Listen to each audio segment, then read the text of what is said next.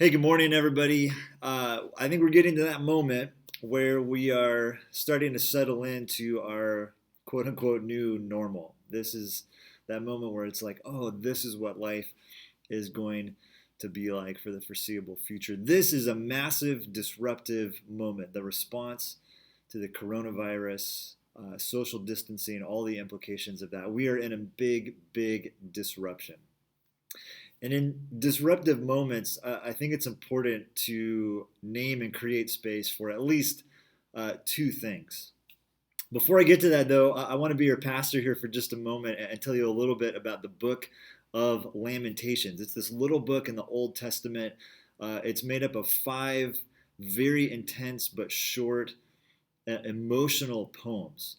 And these poems were probably written by a guy named Jeremiah, and they were definitely written in response to a cataclysmic event that happened to God's people, the people of Israel. Their enemies, the Babylonians, had come, they'd conquered Jerusalem, destroyed the city, desecrated their temple, and they had started to take the people of Israel off into exile in Babylon. For Israel, this was the worst disruption that could possibly happen. This was the worst thing that could happen to them. Their city destroyed, their temple, their place of worship, total destruction, and then being removed from their home. Their identity is gone, their home is gone, their worship, it's all gone.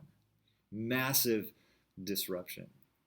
And so the book of Lamentations, I think, a good gift to us, even if we may not be at that level of disruption. This is still a significant moment. And so the first thing that Lamentations does is it creates space to grieve. And it reminds us that in disruption, there are things that we need to name and grieve. Those may be really big things.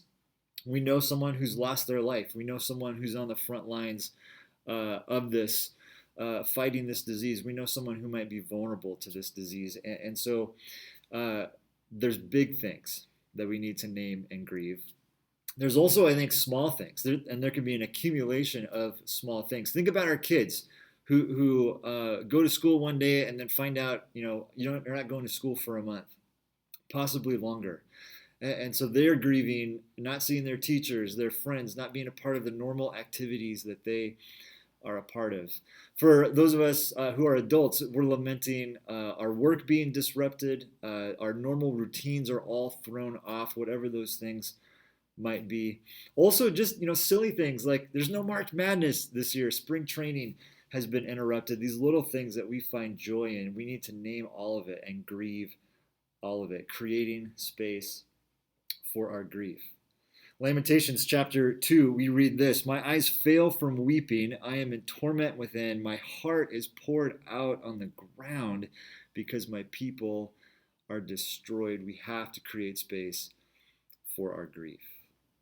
Now, on the other side of that, there is a gift. There is a grace. For the people of Israel, it took them a long time to find this, but ultimately they discovered that even after the worst possible thing happened, even after losing their city, being carted off into exile, God was still with them in this far off foreign land.